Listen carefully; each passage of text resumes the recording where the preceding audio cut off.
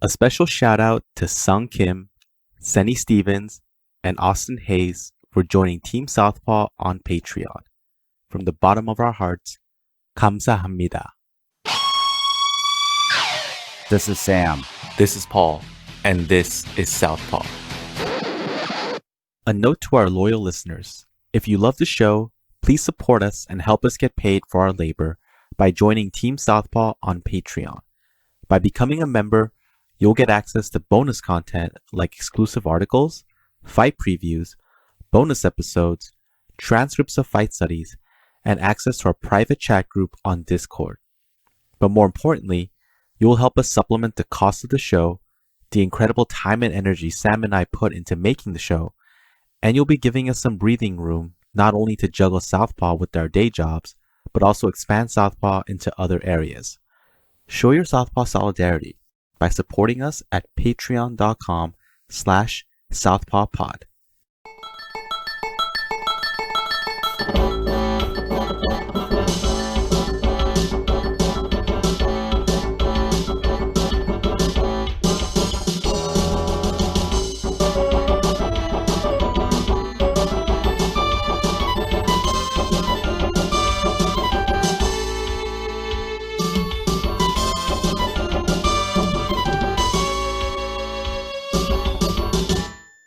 The Invisible Hand of MMA Face Punching. Written by Sam, read by Paul. In large and small ways, unregulated capitalism controls every aspect of an MMA fighter's life. Mixed martial arts presents itself as a free market of martial movement and strategies, but due to the structure of incentives and punishments, much like all free markets, even choices such as how a fighter fights, whether they kick, punch, or grapple, are influenced by the UFC. When an athlete is looking for knockouts and thus risking being knocked out, the UFC rewards them with post-fight bonuses on and off the record and favorable marketing. If an athlete fights too strategically, in the opinion of the UFC, they can be cut, put on the shelf, forced to fight for less pay, forced to fight while injured, lose coverage for training-related injuries, given mismatches and last-minute fights to lose, and placed in early prelim fights so that if they do win, no one notices. One of the early criticisms of the UFC, made famous by former Senator John McCain, was that it was nothing more than quote-unquote human cockfighting. When Dana White and Zuffa LLC bought the UFC in 2001 from SEG, they implemented rules to make MMA appear more like boxing and less like a violent spectacle. Since regulators were already familiar with professional pugilism, this gave the UFC an air of legitimacy. MMA was now ostensibly a sport. The explicit rules were changed to give the impression of reducing the violence. Yet, in truth, this gave cover for the UFC to introduce perverse incentives that added the violence right back. It was only then that the UFC was able to take control of the fights away from the fighters and place it into their own hands. As far as control of fighter autonomy, it is more akin to human cockfighting now than it ever has been. There is no independent regulating body the UFC answers to. State commissions only enforce state regulations, and the U.S. Anti-Doping Agency works for the UFC. If there were an independent regulating body, they would never allow such a disruptive incentive structure because it would create unnatural and artificial behaviors. The game would be rigged, no longer sports, but sports entertainment. Imagine watching a video game where players 1 and 2 were both played by the same person. The UFC is a monopoly in the most real sense. No one can tell it what to do.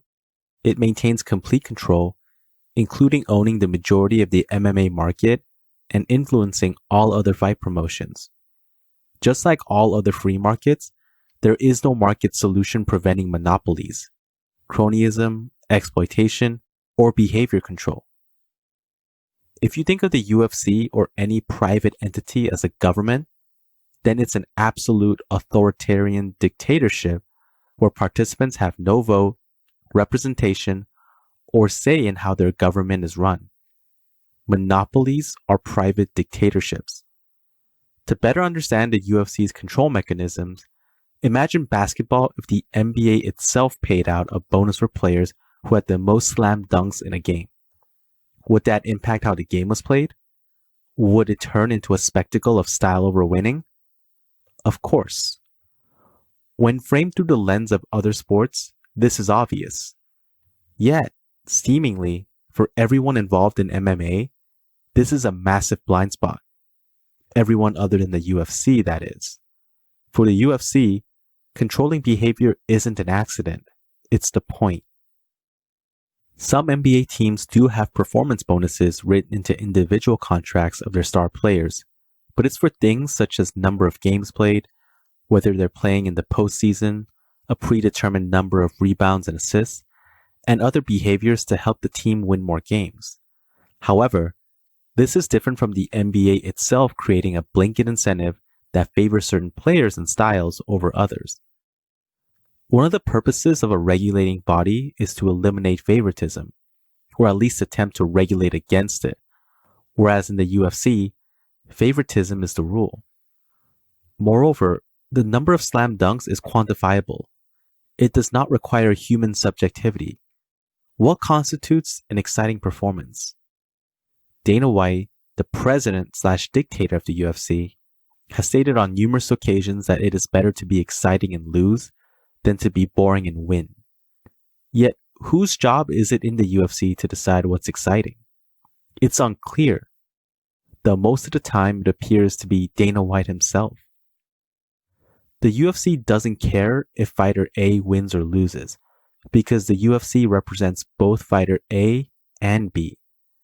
As Don King once said after arriving with one fighter and leaving with another, quote, "I came into the ring with a champion, and I left with the champion," end quote. The UFC has similarly left nothing to chance. The victor is inconsequential. All the UFC cares about is how the fight is fought. To go back to the NBA analogy, if the league were to create performance incentives, they wouldn't be based around winning, since that's the goal of each NBA team. The league would only care about making the games more exciting. This is why incentives created by teams would be different from ones created by the governing body. They have conflicting interests. Such measures would never get passed because both the owners and players would oppose it, as they would only benefit the league but not its members. In the NBA, like most major sports, the team owners and athletes all have a say. While the UFC also has MMA team owners, as well as athletes, they have little voice in matters of league business. In the UFC, the governing body creates the only incentives. Incentivizing performance is not the same as incentivizing winning. What's supposed to make sports pure and fair is one simple premise. All that matters is victory. The UFC has conflicting interests from the MMA teams and their fighters. It is not unusual in MMA to have managers siding with promoters over their clients, an old problem in boxing that was finally addressed in 2000 with the Muhammad Ali Boxing Reform Act. The UFC continues to prevent this act from expanding into MMA. Court documents reveal the UFC has spent well over $500,000 lobbying against it. Perhaps it's poignant that before his death, former Senator John McCain advocated for the expansion of the Ali Act into the human cockfighting of MMA, and it is the UFC that is preventing that wish from being fulfilled. For UFC fighters, there is a panic-inducing tension between being crowd-pleasing and winning. Some UFC fighters have spoken up about the damage this has caused their psyche, and it's not unusual for fighters to admit to considering suicide. In a future with no future, depression, the left, and the politics of mental health, Mikkel Krause Franzen writes, quote, "Capitalism, in other words, inflicts a double injury on depressed people. First, it causes or contributes to the state of depression. Second, It erases any form of causality and individualizes the illness, so that it appears as if the depression in question is a personal problem. In some cases, it appears to be your own fault. If you had just lived a better and more active life, made other choices, had a more positive mindset, etc., then you would not be depressed. This is the song sung by psychologists, coaches, and therapists around the world. Happiness is your choice, your responsibility. The same goes for unhappiness and depression. Capitalism makes us feel bad, and then to add insult to injury, makes us feel bad about feeling bad. End quote. We hear about fighters suffering, but we don't assign blame to the UFC because we have been taught to see mental health problems as an individual character flaw rather than as a symptom of a flawed system. What the UFC likes to hear from its fighters is somebody is going to get knocked out in this fight, which could potentially include the person making that statement. Imagine if an American football player said they were willing to hurt themselves to make the NFL happy, not playing hard to win, not sacrificing for the team, but to do something at the sacrifice of their body for the sake of the league. This is neither a competitive nor healthy mind. Perhaps this is what the UFC means when they say they don't want competitors or athletes, but fighters, or as Joe Rogan puts it, a wild man. Like any cult, they don't want healthy people, but those who are the most vulnerable. To reinforce the UFC post-fight bonus, base pay is kept low. Only 10 to 20% of the UFC's revenue goes to fighter pay, which includes the bonuses. In most other sports, it's closer to 50%, and for boxing, it could be well above that. If an NBA player were to start making a fraction of their current pay, would that slam dunk bonus matter more? Would anyone be confused as to why there were fewer three-pointers? In every UFC event, several fighters will ask, sometimes plead, for a bonus. They'll often be transparent about how bad they need the money. If fighters are desperate, they'll do more of what the UFC wants. Low base pay creates the right amount of desperation. Imagine the NFL implementing a longest pass bonus. What would happen to the running game? Would Hail Mary passes become the norm, as Hail Mary haymakers, aka overhand punches, are in the UFC? The overhand right is usually the last punch a professional boxer will learn. As far as punches go, it is possibly the most destructive yet also the clumsiest, and thus why it's also used sparingly in boxing. In the UFC, this is its signature punch. If UFC-style incentives were applied to other sports, would it be harder for coaches to get their players to follow game plans? Would these incentives directly contradict the coach's job? Would it change long-term coaching strategy? Would coaches be more willing to risk permanent injury to players to win one game, even for inconsequential games? If the coach of the team got a split of all the player bonuses, would they modify their strategy? Would coaches tailor their approach around bonuses? Is this why so many Brazilian jiu-jitsu coaches have fighters that only strike? Is this why wrestlers abandon their wrestling strategy for striking? Are perverse incentives why corner stoppages in MMA are so rare? In this unnatural incentive versus punitive environment, would the best strategies for winning rise to the top? The problem with financial incentives isn't that they don't work, but that they work too well. Limited rules create an illusion of an open and free environment, but then there are hidden constraints. It's the invisible hand of capitalism. Rather than create opportunities, it closes off possibilities until you are left with only a few options. No one told Amazon employees to pee in bottles. They were always free to pee in their pants. Reporters don't wonder why Amazon employees do this. It's either this or they lose their only source of income. Freedom under duress is not freedom.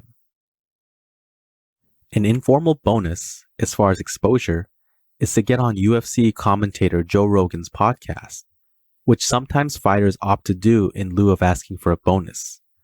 As a fighter, that means getting in an event and being placed high enough on the card that Rogan might interview you, since he does not interview every winner and does not commentate on every UFC card.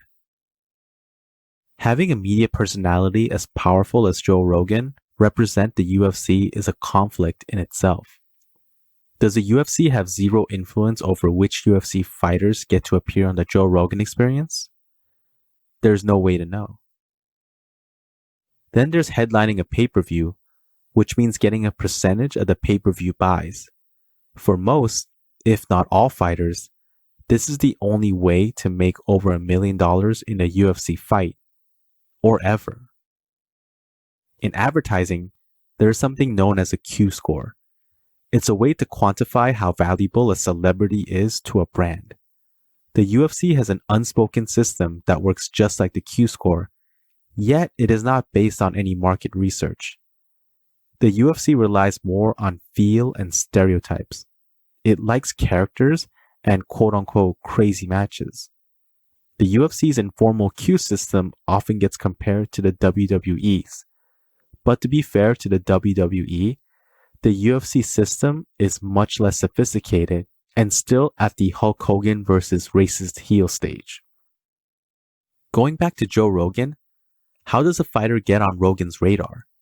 The same way they get on Dana White's radar, by increasing their UFC Q score. Record and rankings are secondary to a fighter's UFC Q score. Rankings themselves are also subjective. If the powers that be don't like you, it might be a while before a fighter gets a UFC title shot. Khabib Nurmagomedov is valued by the UFC now, but it took him 25 straight wins, 9 in the UFC, to get a title shot. Though Nurmagomedov was dominant and the consensus best lightweight in MMA, he had a wrestling-heavy style, and his English was limited. Part of his rise in popularity was his newfound willingness to engage with Conor McGregor and scuffle with him and his team outside the octagon. McGregor, on the other hand, got his first title shot in 5 fights, racking up 4 UFC Q-score friendly bonuses along the way. After winning the featherweight title, McGregor was 1-1 against Nate Diaz, yet still challenged for the lightweight title in his first fight at that weight division. The UFC is an arbitrary system that prioritizes profit and spectacle over fairness, purity, or fighter autonomy and safety. Theoretically, what makes the UFC stand out from boxing and kickboxing, besides the use of a cage, is a chance for a submission. Yet in 2018, only 18% of UFC fights ended by submission. Compare this to 56% of fights ending by submission in 1994. There is debate in the grappling community regarding which submissions are best for MMA. Currently, leg locks are the new darlings. However, in 2019, the UFC had a total of 517 fights, out of which only 1 ended by a leg lock. That's 0.2%. One type of submission, however, has stood the test of time, and that is the choke. In 2018, chokes constituted 85% of the submission finishes in the UFC. This is not by accident, but by design, because choking an opponent, the same as a knockout, eliminates their ability to continue. Most fighters, if they can continue, will choose to do so because the only way for most of them to get to the other half of their paycheck is to win. It's similar logic to why corners don't stop more fights, or why more fighters don't retire in between rounds. It's not just a matter of pride, it's also financial. Furthermore, if winning also means making a comeback, that increases the possibility of a performance bonus. It's a high-stakes lottery with dire physical consequences. What is being missed by those that train, and even some coaches, is that we are seeing fewer submissions overall as compared to the past because less of the fight is being contested on the ground. Part of why this blind spot exists is because in sports, there's usually some amount of purity. But the UFC is not a sport. In their own words, they are a fight business, just as the WWE calls itself a business. Incentives eliminate purity. Even if a fighter could resist the carrots, they can't escape the punishments for resisting. The best piece of wisdom I ever received about combat sports didn't come from any of my coaches. It came from a gambler who used to come by and watch the training at my MMA academy. One of our best fighters had just had their first submission victory in the UFC. He was a submission wizard, one of the best grapplers in North America at the time. His name was Karo Parisian, and everyone at the academy was expecting a pile of broken limbs in the UFC. Karo had just tapped all of us out in a grappling Ironman as he prepared for his second UFC fight. That's when the gambler told me, "You all tap in the gym because there's no money on the line. When you have a fighter who's really desperate for money, he ain't gonna tap." He was being hyperbolic, but he wasn't lying either. Karo's first submission victory in the UFC was also his last. Money doesn't just change training and sparring. Imagine how differently every martial arts or self-defense demonstration would go if the person who was being thrown around were told they get $10,000 for stopping all their instructor's moves. Along with added resistance, there's less time being spent on the ground because of fewer takedowns. There are fewer takedowns because there are fewer attempts. In 2019, out of 19 title fights, only 7 of them featured a fighter attempting 5 or more takedowns, or 37%. Some matches only had 1 fighter attempting takedowns. Some matches had 0 takedown attempts by either fighter. In submission ace Damian Maia's last fight against Ben Askren, Maia attempted 0 takedowns as well. In 2013, the UFC also had 19 title fights. 11 of these fights had at least 1 fighter attempting more than 5 takedowns, 58%. There were also 5 submission finishes. That's 26% compared to 5% in 2019. Then what matters more, how you fight or winning? Dana White has said through his words and actions that what matters is how you fight. The UFC has cut winning fighters after a single loss because they didn't like how they fought. Liz Carmouche and Elias Theodoru are just 2 examples. For Carmouche, that not only meant being released after a world title fight, but also while doing unpaid promotional work on behalf of the UFC. She also lost income from her day job. Even after challenging for 2 UFC titles, Carmouche is still unable to support herself with fighting alone. Expenses not being covered for a fighter the UFC doesn't like is not uncommon, as Leslie Smith had similar issues. Smith, along with Kajan Johnson, were outspoken in trying to get UFC fighters more rights and freedoms. They were not only punished and released by the UFC, but essentially blackballed. It took Smith several years before she was able to sign with another promotion, and Johnson has yet to fight again. Even marquee fighters like Chris Cyborg Justino are unable to avoid the UFC's punishment when speaking out against unfairness and poor treatment. The UFC mistreats you and then, to add insult to injury, punishes you for feeling bad. Former UFC champion Tyron Woodley has often wondered out loud why UFC fighters can't get the same treatment as athletes in other sports. But like most other fighters, he can't point out the glaringly obvious. NBA, NFL, NHL, MLB, MLS all have unions. During the height of the 1980s professional wrestling craze, former NFL player Gene Upshaw told Jesse Ventura during a chance meeting, "You boys need to unionize." Professional wrestlers had no power otherwise. The WWE squashed Ventura's union hopes before they even started. The UFC is playing out of a playbook pioneered by the WWE and Vince McMahon. Professional wrestlers have figured out a workaround for the lack of a wrestlers' union. Ever wonder why so many pro wrestlers appear in B movies? Wrestlers become actors to join the Screen Actors Guild. MMA fighters have already begun to follow this secondary playbook. Ironically, some are even finding that they can get better pay and treatment in the WWE. The UFC's punishment can even follow fighters outside of the promotion. In the case of Cyborg, the UFC purposely hurt her ability to negotiate by stating publicly they were not interested in her. She was not in negotiations with the UFC, and that they would not match any offers. Furthermore, other promotions do not want to be on bad terms with the UFC.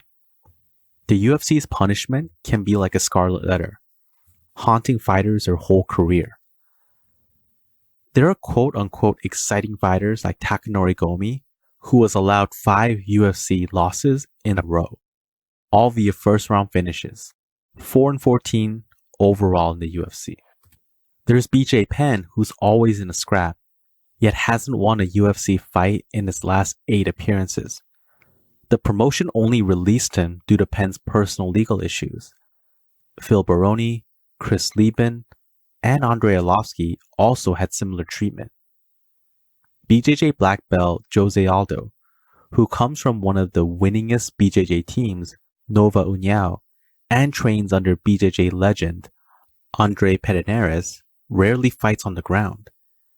This is such a common sight in the UFC that when a commentator explains the origin story of a feared striker, they only need to say they got introduced to BJJ as a teenager and the rest is history. BJJ is a ground fighting art, so how does that explain why they only strike? It doesn't. But the fans are so used to seeing this incongruity, it no longer stands out. Aldo fights the way he does because it's the style the UFC likes. Aldo has lost his last 2 fights and 5 of his last 8, yet he is currently in talks for a bantamweight title match. When you fight like Ryan Hall, who is aptly nicknamed the Wizard for his slick submission skills and insistence on fighting on the ground, you end up fighting less than once a year.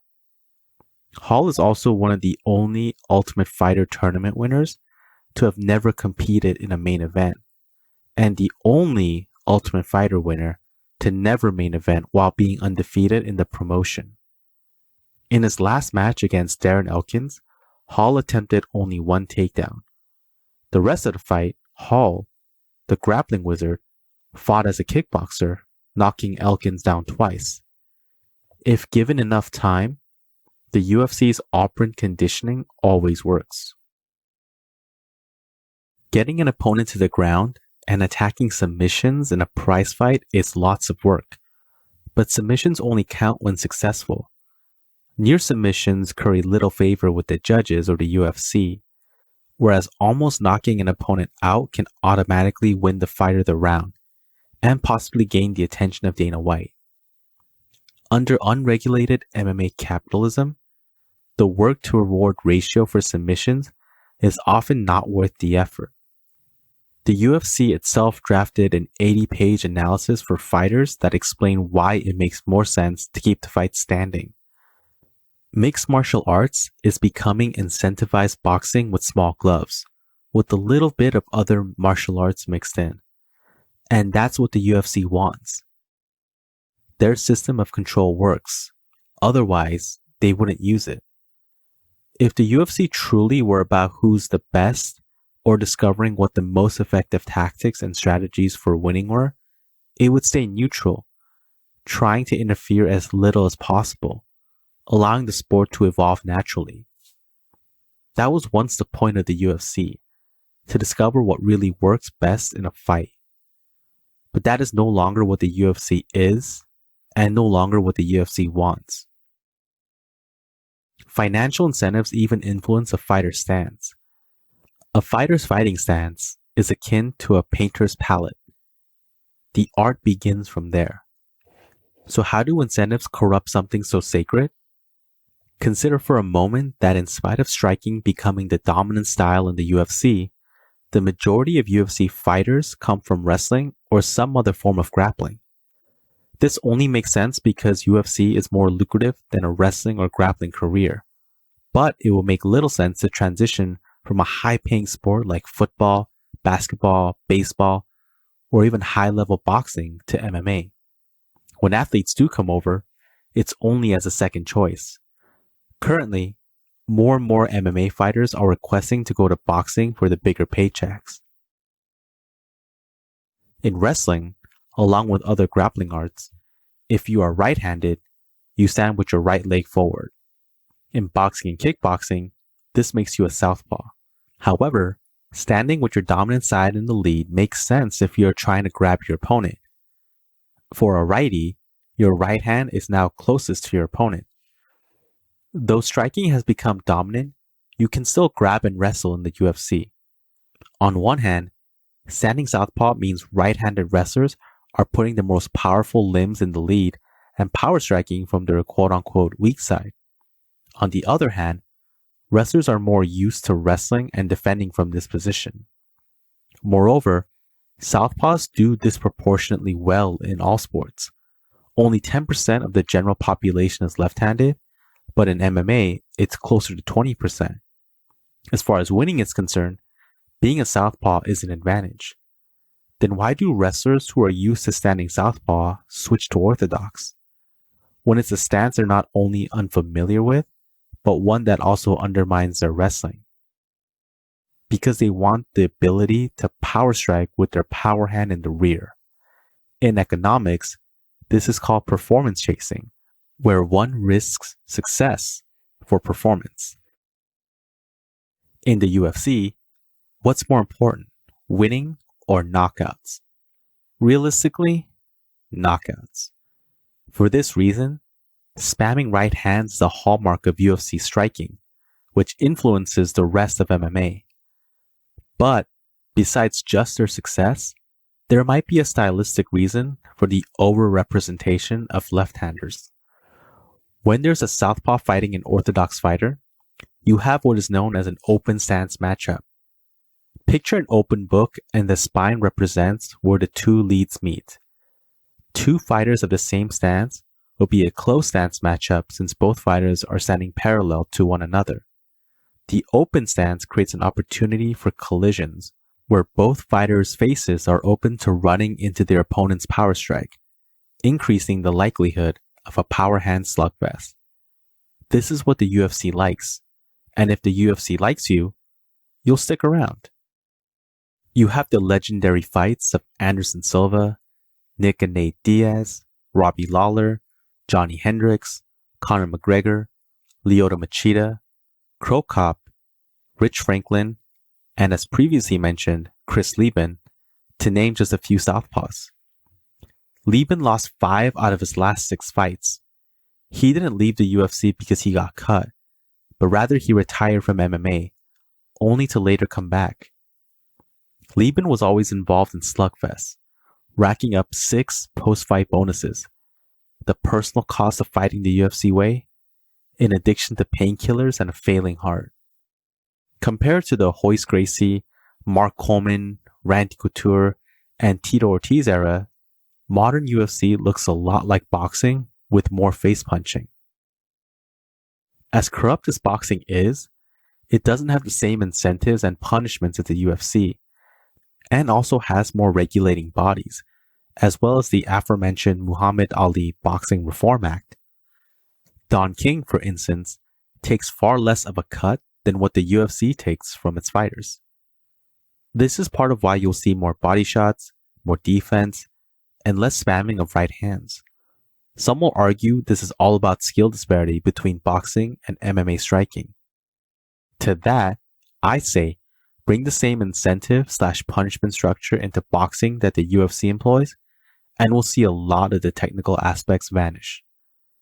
UFC fighters train in all the technical aspects of combat, hiring specific coaches for each combative art. But one does not fight as they practice. One fights as their incentives demand. Rather than killing boxing, as the UFC once claimed, the UFC now wants to become boxing. There are many parallels with Dana White and Vince McMahon. Dana White really wanted to be involved with boxing. He turned the UFC into something as close to boxing as he could. Now he wants to go all the way with Zuffa boxing. Vince McMahon didn't dream of being a wrestling promoter. He wanted to be in football. Much like McMahon and the XFL are trying with football, again, White wants to get into boxing the same way, as a monopoly that turns the sport into Hunger Games. Perhaps only then will enough people notice it's not the fighters or the trainers, but the incentives that drive behavior. What further analysis would a veteran boxing commentator need than they're fighting like this because of the stupid way they're being paid? Excitement was never about what the fans wanted. It was always about what Dana White wanted. If fans wanted boxing, they would have stayed with boxing. People turned to mixed martial arts to see the mixing of martial arts, to see variety, not something monolithic. Maybe Dana White was right, and he will kill boxing. But rather than through competition, he'll kill the host body from the inside, replacing a fighter's will with maximized profits. Now that's the show. We've grown Southpaw purely from word of mouth, so that means it's all organic. So if you're already spreading the word, please continue to do so. If you've never done it, please consider telling your friends, sharing on social media, and also leaving us a 5-star review on Apple Podcasts or wherever you listen to podcasts. This will make it easier for others to find us. And since this is independent media, every dollar you pledge on Patreon goes a long way in the production of the show and will help us expand with more content on more platforms. Show your Southpaw solidarity by supporting us at patreon.com/southpawpod. Until next time, goodbye.